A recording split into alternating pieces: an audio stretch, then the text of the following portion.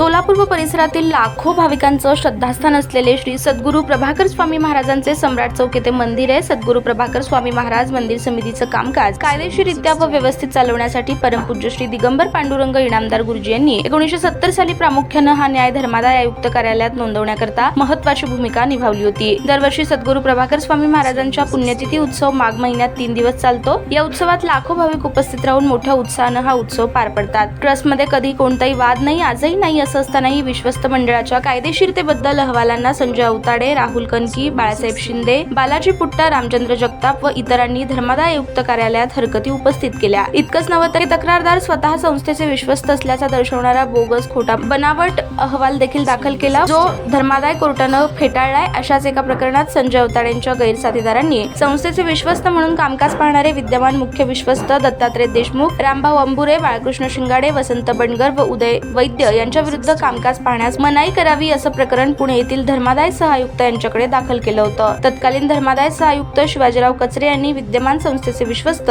दत्तात्रय देशमुख व त्यांच्या विश्वस्त मंडळाचे कामकाज कायदेशीर चालत असल्याची नोंद करत अशा प्रकारे त्यांना कामकाजापासून दूर करू शकत नाही असा निर्वाळा देत ते फेटाळून लावलं होतं।